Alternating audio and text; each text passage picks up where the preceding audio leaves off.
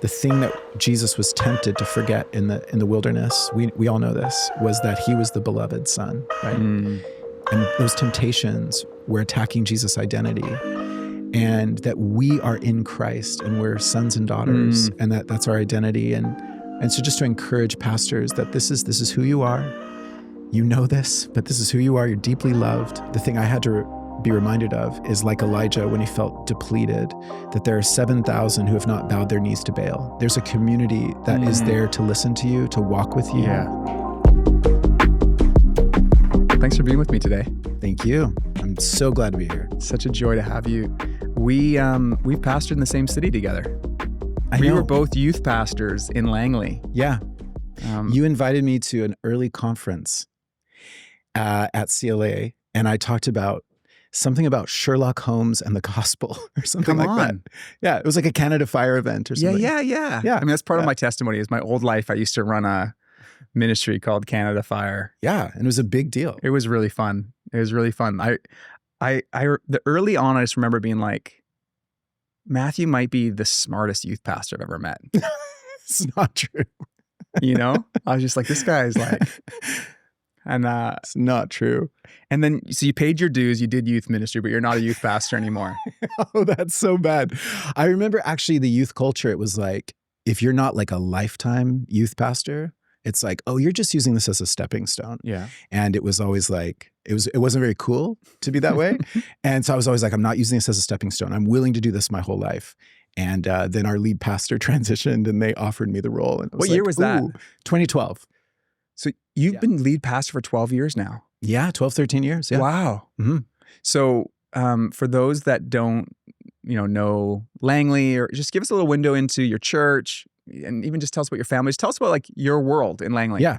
Yeah. Okay. So I'm from the States, and I came to Canada when I was 18 to study at Trinity.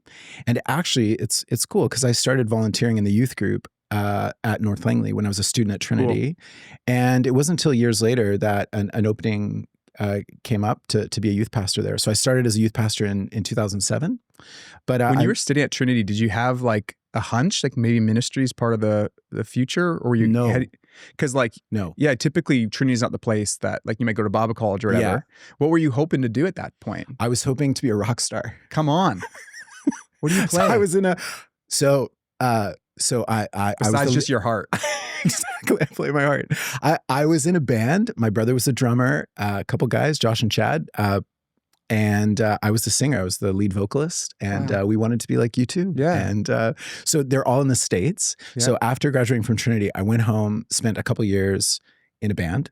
And then because I was dating my wife, who's Canadian, Tanya, long distance, we disbanded the band. And Tanya's like my Yoko Ono. She like broke up the band. The guys they still struggle with her. Still struggle, yes. And I was like, how can I be back in Canada? I need a student visa. So I enrolled at Regent College just so that I could get to this side of the border. Yeah. And I didn't know what I wanted to do. Like I knew, like I love God. I wanted to study theology, but I had no idea what I wanted to do. So I got to tell you this story. So 2004, I signed up for classes. It's my first day at Regent. I've never heard of Darrell Johnson in my life. And I had an 8 a.m. preaching and worship class. And I was like, okay, I'm going to go to this class. And so early, I was living in Aldergrove. So I had to drive, like an hour and a half to get to UBC. Wow. So I'm at this 8 a.m. class, and my professor gets up there, and it's Darrell. And he begins to do this thing where it's preaching and worship, but it had nothing to do with worship. Well, I guess it's all worship, but it was all about preaching. It was a preaching class. Yeah. And he said, what I'm going to do is I'm going to preach the word, and then I'm going to have you guys ask me questions about the sermon and how I did. And so he would preach sermons at 8 a.m. on Wednesday mornings, and I was weeping. Wow. I was in the presence of Jesus. As Darrell spoke, I could just sense the love of Christ. And I start weeping. And every time he preached, I would cry because I would sense like I was so close to Jesus. And when I described that moment, two things happened. A, I was like, this is what I want to do with the rest of my life. I want to preach. Mm. So September 2004, before that, I had no idea what I wanted to do. September 2004 and on, I was like, I want to be a preacher. Like I want to give people this nearness with Jesus that Darrell has just given me. And, but I would say it was like the first time you heard a band live and you're like, my life has changed. Yeah. I know that feeling. It was like that. Yeah. It was like that. And I'm so grateful. I've been able to share that with him. But I just think like that was a turning point for me. Yeah. It's really special to hear that. It's something about, just earlier today, I was with Paul Stevens. Yeah. From Regent. I love him. And sitting across the table doing a conversation like this. And I was so struck by just the spirituality of his life or the kind of person he is. Yeah. And I think in the Protestant tradition, we don't have this idea of like saints or becoming a saint. But I'm like, I know these men are flawed, deeply flawed. Yeah. But you get a window of like Christ's work in their life over a long haul. And then ministering from that place. And whether it's Paul or Darrell, I do find myself deeply inspired, but I almost feel like I'm bearing witness to something, like, wow. And then when Darrell preaches, I'm like, it's not just the act of preaching, it's the work of the Spirit, the power of the word, but also what the Lord has done in his life and it's all there. It's just, it's an amazing thing to witness. Because it's embodied. Special. He's not just preaching word. It's not just like, oh, he's like an excellent communicator. He is. Or he's like a great exegesis. He is. But it's like Darrell's been walking with Jesus for years. And so I can see it. Yeah. And it's real. And I know he's. And he's been wooed by the text again or by by Christ himself, who the text is pointing to. Yes. Yeah. Yeah. And there's a heart to serve. Like, I was at there was an Alpha retreat in Alberta where he came to be a speaker. Yeah. And, he was preaching from Mark 4, this idea of that the kingdom of God, like it's like a farmer who sows seeds and the seed, this plant grows, and whether the farmer is awake or asleep, it grows, and he does not know how. The farmer has no idea how. And I was feeling really depleted a couple years ago when I went on this retreat. And Darrell looked at us and said, notice that the farmer sleeps and the plant still grows. And some of you guys have scattered seeds and you've been working so hard, but you can sleep now. He said, you can sleep now. And that hit me so hard. Yeah. And I can rest in the sovereignty of God who's growing the kingdom. And I don't have to worry. I can sleep. I can rest because the growth is his. And so it's just, it's sitting under a teacher like that, that again, doesn't just know the passage, but he knows what we as pastors are walking through and can minister to us. Such a gift. Yeah. So you have this moment of, I think this is what I want to do, or I know this is what I want to do. Yeah. And you've become a great preacher. You're a great Bible teacher. It's just so cool that God grabbed your heart, that you could say yes. And I meet people all the time that are part of your church community, and I just, you're part of a really special church. It's a very normal church, and I mean that in the most complimentary way. It's good, it's a neighborhood church that does churchy things, like maybe even church picnics. Who knows? You guys are just doing the stuff. Yeah, we do those. But you guys have had some really good history, and so you succeeded. Like how many? Almost 40-year-old church. Yeah. How many lead pastors have there been? Yeah, so there have been 2 before me. So like longevity. Yeah. Paul Fast founded the church, and his wife Betty still attends our church. But in 1987, a group felt led to plant North Langley in a growing neighborhood called Walnut Grove.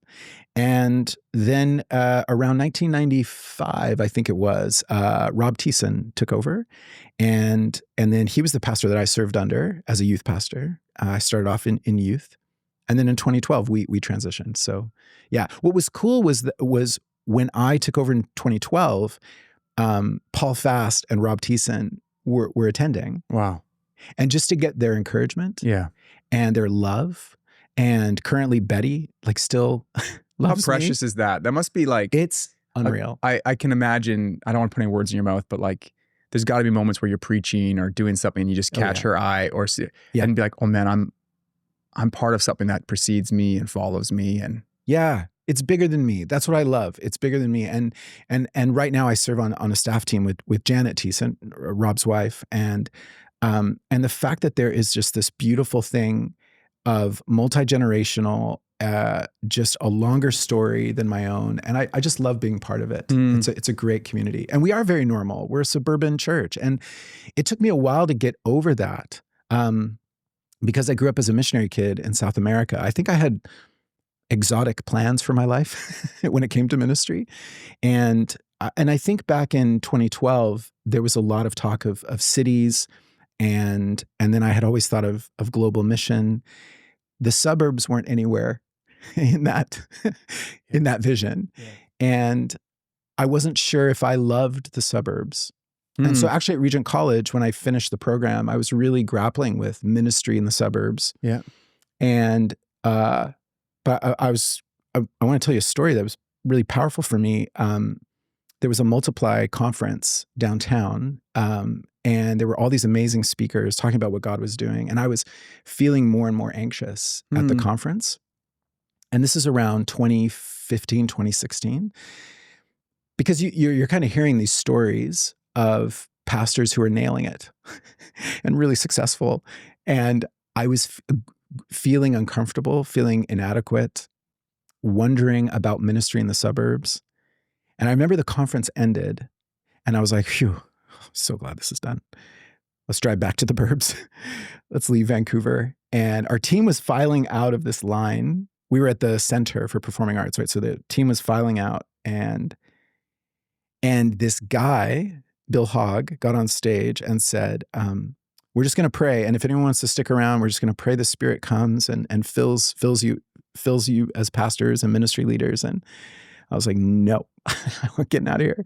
So I come to the end of the line, and I felt like this pull to go left, to turn and to go towards the stage and to receive prayer. And it was one of those moments where I knew I didn't want to do this. I wanted to go. I wanted to get in the car. I wanted to go back to Langley.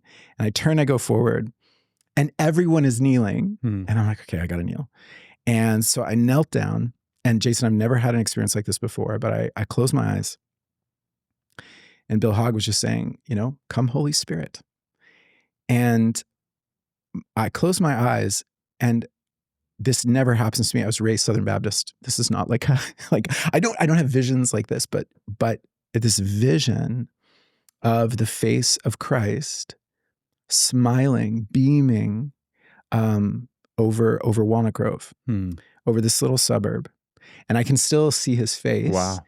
His face was smiling above, the area. There's a skate park, there's a community center. Yeah. And his face was beaming and just smiling.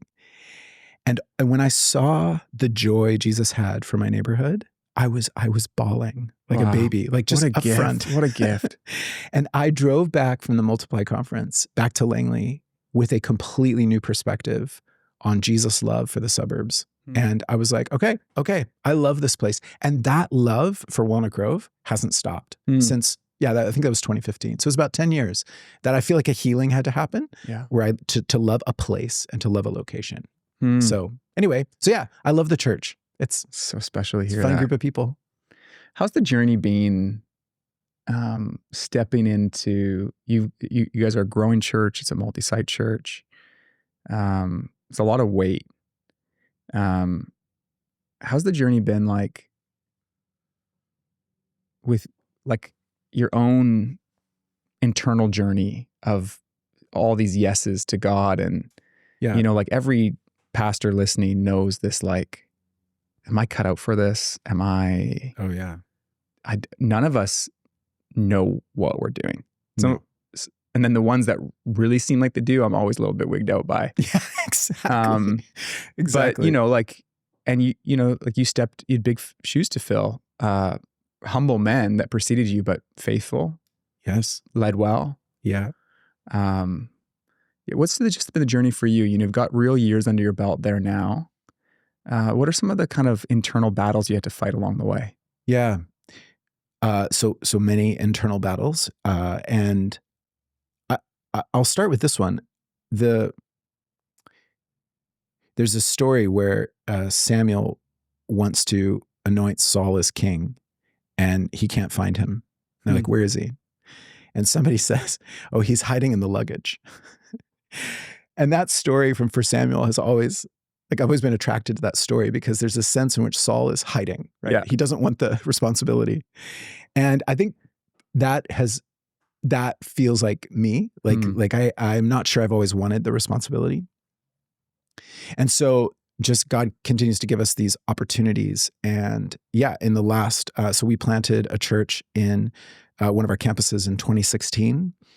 And it was a huge step for us. Was that Yorkson? It was Yorkson. Yorkson. So another growing neighborhood, packed with people. Yeah, for those imagining, like, Langley for the last 40 years has just been, it's suburban growth. And then like this Yorkson neighborhood would have been like farmland or whatever it was. And now it's like pretty high density. Oh, it's unreal. Tons and tons of people. Yeah. And so you guys was it really a response to like, okay, all these people are moving here, we got to do something? Where did the impetus for that come from? Yeah, numbers. It was just sheer numbers. It was like, how can we be a church 5 minutes away from this dense growth and not want to plant a gospel-centered church right there? And so we are in a gym there, and it's walking distance for a lot of people, and it's been beautiful, just stories of people walking by. But that was a huge step for us, and we didn't know how to do multi-site and trying to figure out what's central and what's local and all of those questions with multi-site. Well, then a church a few years ago called Bethel approached us, going through a difficult time, and we were part of seeing that church replanted, some revitalization. But it was really just starting from scratch again, and that's in the Aldergrove area. And then just this year, another church called Jericho Ridge reached out. And so we're kind of replanting and so that'll be our 4th campus. So I would say, Jason, like there's been no like whiteboard situation where we've kind of charted this out. It's been responding and trying to just say, okay, like we want to be good stewards and we want to respond well. But I don't have a great business sense, or I'm not a great vision caster in many ways. But the opportunities keep coming and provision keeps coming. And so we just keep saying yes. And it's fun. It's fun, but it's hard. Yeah. Yeah. It's really beautiful. I've done us a disservice as the moderator of this conversation, because I've opened up 2 threads and I don't want to lose either one. One thread was my initial question about the internal stuff, some of the, but then maybe we'll come back to that. But I just want to finish this thread on how you guys have had the opportunity to say yes. 2 of the 3 sites have come through churches that have plateaued, or experienced attrition, or haven't had leadership or a path forward. Yeah. And this is really common in the Canadian story right now. How might churches that are, some people say churches that are dead. I almost feel like uncomfortable saying that. I get the language of it. There are churches that have died, I guess. But often it's a small remnant left, unsure how to move forward. And you guys have had the opportunity with Bethel to almost inherit part of their story. And to allow a new expression of North Langley Community Church to go forward in Aldergrove. And now this is sort of happening again with Jericho Ridge and this property that they have. And I'm just curious how I just would love to hear, how do you feel about that? What do you think about inheriting parts of the story of a church? Like, in some ways, we're all part of the church, but there's also these kind of individual living organisms with a history and a spirituality, and people invested tears and prayer and resources, and then it becomes part of your story. Yeah. There's so much to say. I we at North Langley are deeply thankful that these two churches trusted us to be able to come and do a new work. And so the language that we've been using is a rebirth merger. Yeah. And it really means that these churches are kind of surrendering a lot. Their boards kind of step down, their staff resigns, and it's brutal. Yeah. Right? It's brutal. But I think so we're sensitive to not feel like, oh, it's like this hostile takeover of a church. And that's not you guys at all. I don't think you guys could do that. It's just not. This isn't like, how do we get that? Or how do we get that? It's like relational, and people saying, we don't know how to move forward. Could there be something here? But what I love is that it's like, oh, well then is it just a total blank page? And it's not, because the remnant there, that those faithful people who are saying, hey, at Bethel, I don't know, I think it was about 50 people, 50, 60 that remained. At Jericho, I think it's gonna be a little bit more than that, but under 100. That these faithful followers of Christ are saying, we're still here. Like this is not like a new thing. Like this is revitalization, and we're going to welcome new friends. And in many ways it is a new chapter. Obviously it's a new chapter, but I love the idea of this legacy, these stories of faith. And we've seen that at Bethel, which is now our Aldergrove campus, and seeing people who came to faith there. It's an 85-year-old church, and seeing people who had come to faith, youth group in the 70s who are now coming back to Christ. And it's like, for them, it's like, well, God has been doing something here in this location. And so we love that legacy. So it's been really beautiful. Yeah. It's really special. I think there is like a real key there. How do we see these creative partnerships that are precarious happen? I think one of the responsibilities of people in your shoes, which you guys have done so well, is to take deep interest in the story. Become deeply curious about what has God been up to here? What are these? Because even if there's a church that felt like it's maybe unhealthy or whatever for a long time, there's probably a part of their story where they were reaching neighbors. Yeah. Where they had a dream to have a vibrant kids ministry. That's right. Or they took a risk, and then part of the way to build a path forward, I just have seen again and again, is recovering the part of their story and getting deeply interested, and then using that language from the past to actually shape a bit of the destiny going forward. Beautiful. Yeah, that's a good word. That's a good reminder, even as we launch our new Willowbrook campus. Yeah, it's good. The other interesting thing is you were talking about the cost for, it's like how painful this is. It's like a death and resurrection. Yes. And that is in the church story. Like, churches do kind of die, but they resurrect. Yeah. Like it's a cool thing that the Spirit does, where even in the stories of churches in the city that we're looking out the window seeing, Vancouver, there's been many, many deaths and resurrection, and God's done a great work through it. Yeah. Yeah. Still blowing, still moving. Yeah. Yeah. I love it. Let's go back to the other thread that I left open on just your own personal journey.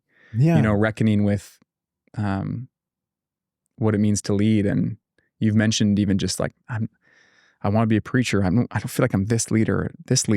Yeah. But you're carrying this weight and responsibility with others and with the great board around you. But yeah, what's that journey been like for you? Yeah. It has been beautiful and very difficult. And so this last year, it was a year ago now that I walked through kind of this acute case of burnout, and it kind of hit me out of the blue. Although now looking back, I can see the things that were happening in my story along the way. And at the end of February last year, it felt like my brain had broken. Can you say a little bit more about that experience? Because yes, some people might resonate with that and not have language for it. Yeah. What do you mean by it felt like it? Yeah. What were you experiencing? Yeah. So, like even like a dialogue like this, it would be very difficult to have that. Like I would watch someone's mouth move, but it would be very hard to understand what they were saying. So I tried to find little tricks to try to get out of conversations because I wasn't really tracking. So it felt like my mind couldn't track. It felt like I couldn't write. It was very hard to have coherent thoughts. And so writing a sermon was very difficult. Yeah.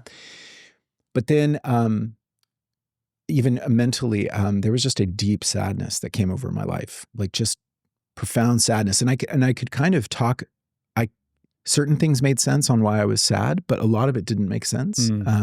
So I was crying a lot throughout the day and for days, and pulling the car over to cry, between meetings at the church crying. And it felt like these were cathartic experiences. I have to cry. I have to get this out. I had also experienced some anger, a lot of anger, and that anger was the canary in the coal mine. And I later realized through a great counselor that at least in my life is a real key indicator that something's not right. Okay. Especially when you get angry at really good people. and so some of my team members who are genuinely wonderful people, why was I so irritated and getting angry? And so the anger, the unable to follow conversations, unable to write sermons, lots of tears. So things started to kind of feel, I was having digestive stuff. My eye was like fluttering. I was experiencing some vertigo, and that's really scary stuff. Yeah. And they ran tests on the vertigo, and they were like, we don't know why you're experiencing this. They tried all these things. And one doctor goes, it could be stress. And I later looking back, I was like, oh, this makes sense. Yeah. Was that pretty, of course it was, but like, that's a very disorienting thing to experience. Like, I know what it feels like to sit down and write a sermon. I know what it is to engage. Yeah. And it's just not working. It's not working. Did you ever have fear, like, is this going to be forever that's not working? Yeah. Yeah, I thought that. I thought I was done. So when I met with our lead team and the moderator of our board, they basically said, Matthew, we think you need to take a break. And I was weeping in that meeting. Like, and I couldn't control my tears. And when they said that I had 3 months off, I wasn't expecting 3 months, and it was going to carry over Easter. And I just had this sadness that I wasn't going to preach Easter. And when I left that meeting, I thought, okay, this is how it ends. Like, this is how, and I'm like, oh yeah, this is how the story will end for me as a pastor. It's that I couldn't control my tears, that my brain broke. And yeah, so there was a deep sadness there. What happened then, and we can talk more about this, but wherever you want to talk about here, I'm an open book, but it basically led to 3 months, and then they added another month, 4 months off. And during that time, I identified 12 things that I needed to figure out. And one counselor of mine had said, Matthew, you're flooded. You're just flooded. Like, normally you can put a pin on a map and say, I feel sad because A. I feel mad because B. He said, right now you can't pin it. Like, you're so flooded. And so only time allows me to go through and go, oh, there were actually like 12 things that I needed to figure out. And some of it was reconciliation with people. Some of it was some theological things. And there were some theological and ecclesiological things that I was really struggling with. And I didn't know how to think and wrestle with some of these ecclesiological things while I'm a pastor in a certain denomination. I think that's actually an important note to pause on for a moment. It's Sure. One of many things that maybe contribute to rates of pastoral burnout or unhealth or unhealthy coping mechanisms is it's a really hard job to have and then have doubts about God. Yes. To wonder, is this like, are we doing this right? Like, yeah. And of course it's easy to say, like, just be vulnerable, just be honest, but it's where's the time and space? Like, where, and you're inviting people to go all in on this thing. Yeah. And so, like,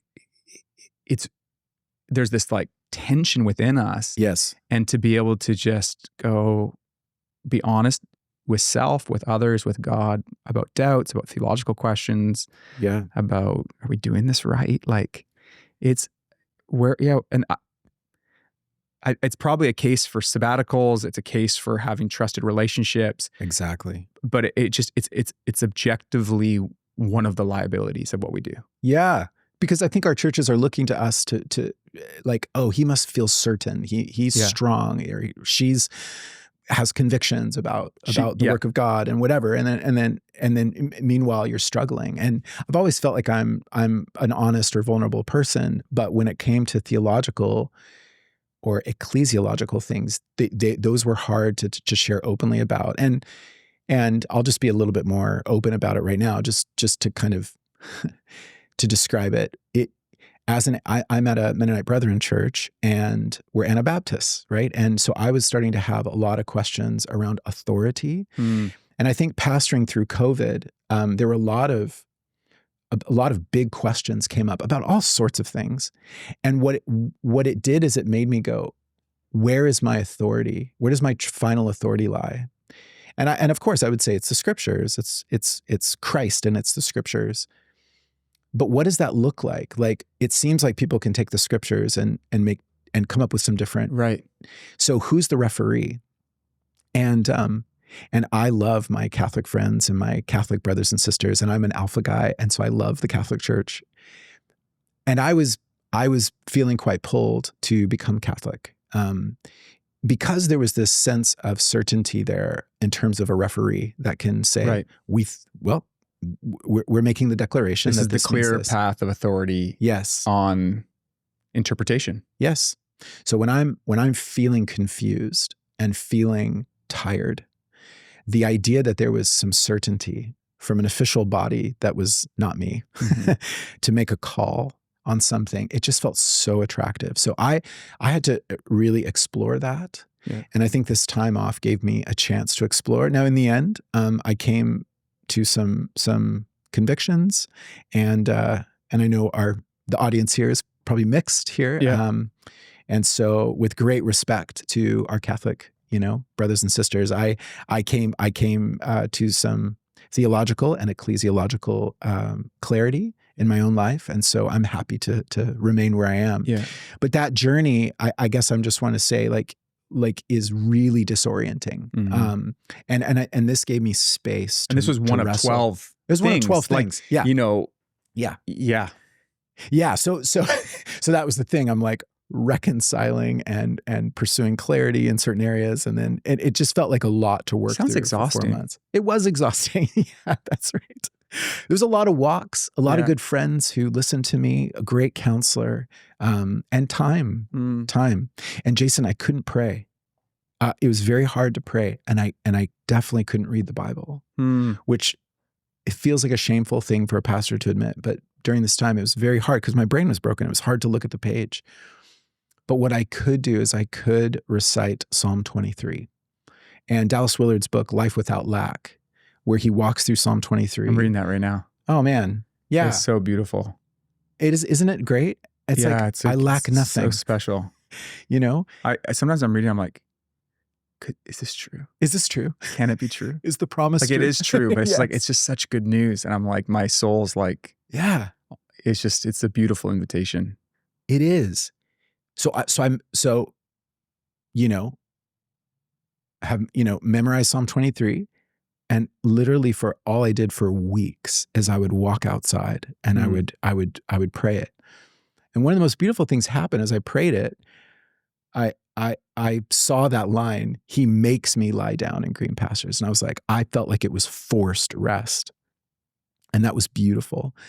And he leads me beside still waters. And I was drinking in the image of water with the Holy Spirit, just drinking his kindness and his presence. But the thing that changed it for me was that the language in Psalm 23 moves from he to when I walk through the darkest valley, you are with me. And I thought, when you pray it, you just go, oh, wait, now this intimacy, it changed from he to you. Wow. And the only way, it only changes in the valley. right? In the darkness. Wow. And I thought, oh, here I am. I'm at one of the low points of my life. I cannot stop crying. I don't know if I'm going back to ministry. I don't know where I'm at ecclesiologically. I've got to do reconciliation with people.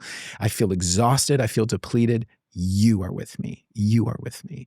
And so that little line in the valley, I was like, yes, like, and just to kind of quickly end the story is, that was about the a halfway point. I started feeling lots of life and clarity. And for the final time when I was off, there was just this growth of deeper passion, deeper love for the Lord. I could read the Bible again. I could pray. And a lot of that's physiological. It was rest. But I felt the kindness of God. Wow. And so then I was able to, so last July, I went back to work, and it's been such a gift to be back. Mm. Yeah. What is different about how you pastor, or how you organize your life, or how you speak to yourself in your interior dialogue? Mm-hmm. What's changed on the other side of that 4 months off? Yeah. Yeah. A few things have changed. I had to stop doing some of the things I was doing. And so I was involved in several like Bible study type things midweek. And so I've limited that to one. And so I've had to say no to a couple really precious things in the schedule. Very practically, the church was able to hire some help for me in terms of an executive assistant, which I do know. I know not everyone listening to this maybe sometimes has that access. Yeah. So it feels weird to share it. But her name's Anita. She's been a real gift in this season, getting my life organized. But I would say a big thing is learning to trust some of my team members. During that time off, I realized I was triangulating in some bad ways with leadership. I was in some ways maybe not releasing and not trusting some people to do things, and I was expending a lot of energy following up. And so I lead two people, Tim and Janet, and they're rock stars. They're wonderful. I love them. And it's been really this year learning to really leave it with them, like really let them do it. And recognizing their giftedness. Which is so easy to say, very hard to do. It's really hard to do. Because you care. I care. You care about how things are said or done. And even if you don't have certainty about what it should be, you still care. Yes. And also, I've come to learn as leader, there's no one who would do exactly what I would do. That's right. No matter how much talking I do. That's right. Or values or structures. Yeah. So you're inherently having to reckon with the fact that to release someone means getting, like, wrestling to the ground that part of you. Trust. Yeah. Yeah. Yeah. And I do trust them. Like, they're rock stars. They're so good at what they do. And so when I look back, I'm like, why did I feel like I had to carry more of that? I wonder if it's like a skill or a muscle to grow. Some people might come by it more naturally. Yeah. But depending like on all sorts of things, the family system we're part of, or our own strengths or insecurities, all sorts of things. Like, I just don't think it always comes as natural. Yes. But I think what I am learning, and I hear even in your story, is you can get better at it. Yeah, that's right. You can learn to be more empowering or more releasing, or you can learn to let some things go. That's right. That do matter. Yeah.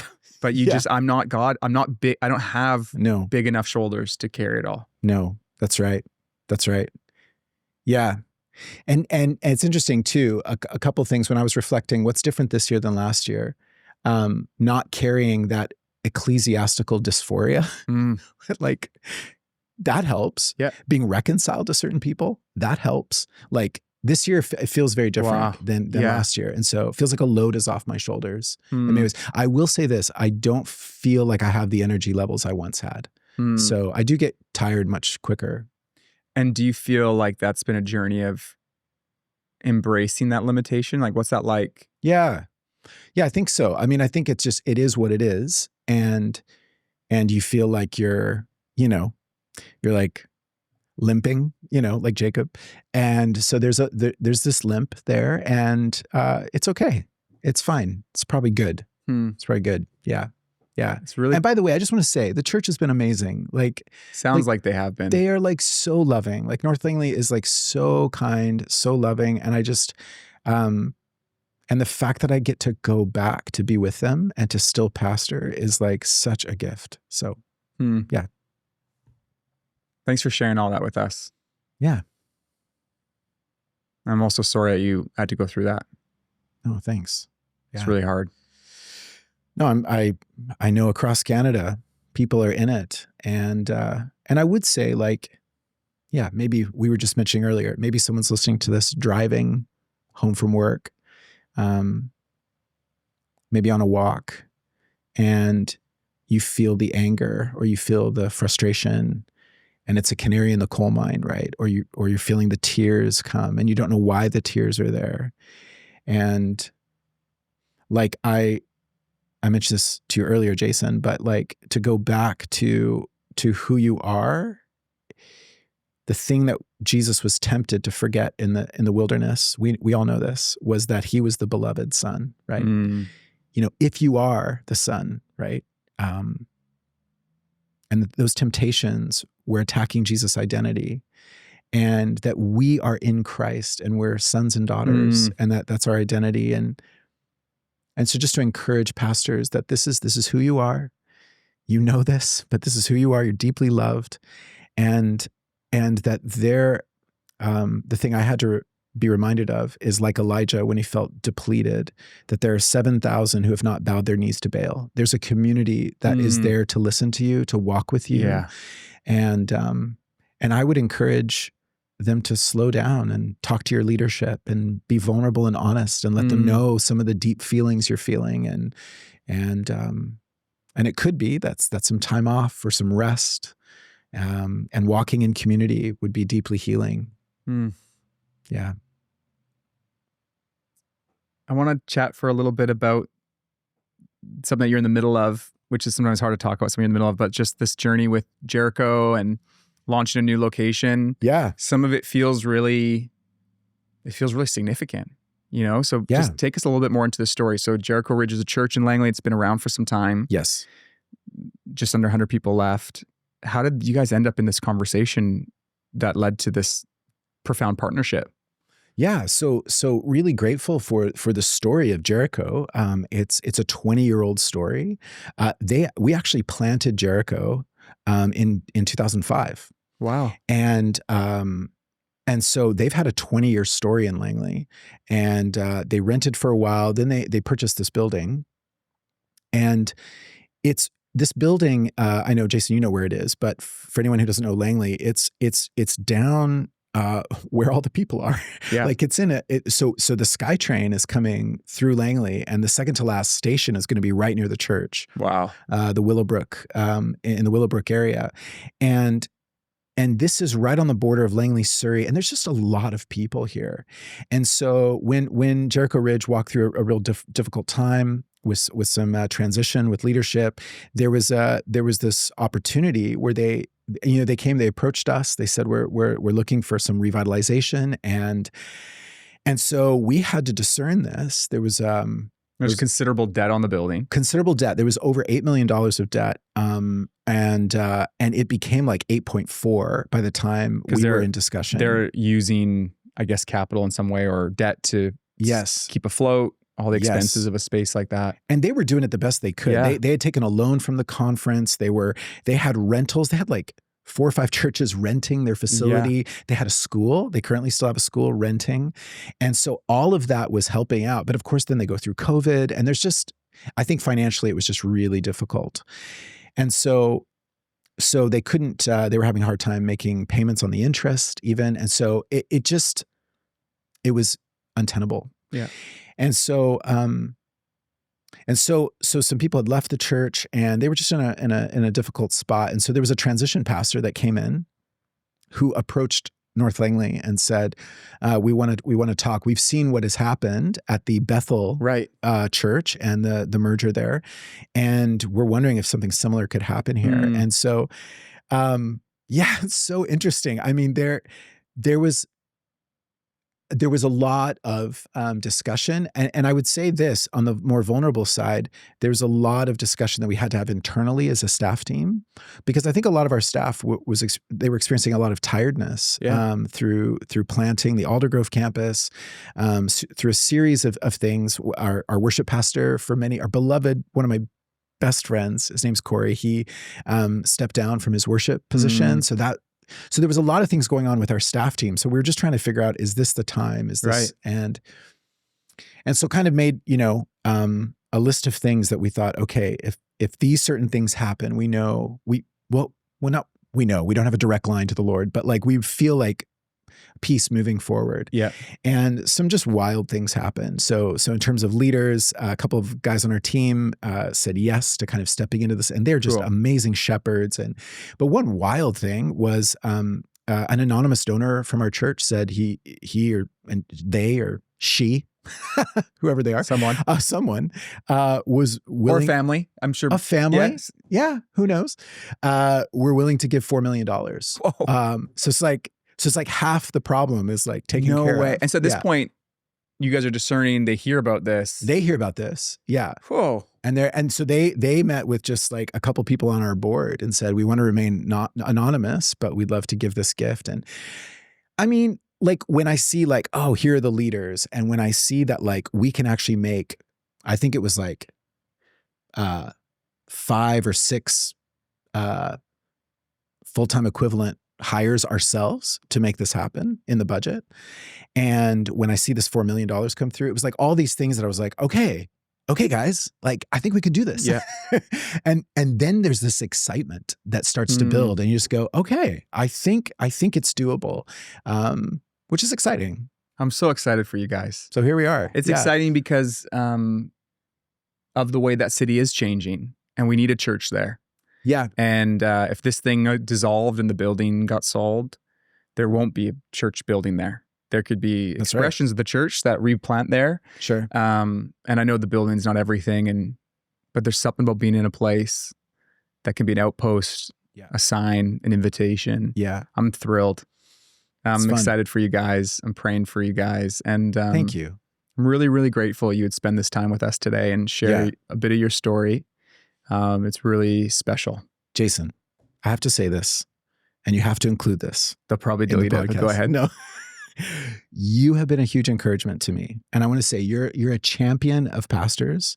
And for years, I don't know why, but you continue to invite me in. You text me, you encourage me. It's unreal. And so I want to just publicly thank you. And on behalf of all the pastors in Canada, we're grateful for you. That means a lot. You spend a lot of time loving us and putting all of this kind of stuff together to care for us, and just know it's appreciated. And I have felt less lonely knowing that, man, Jason's in my corner and he encourages me and invites me to things. And so thank you for your encouragement. Yeah. I received that. Thank you.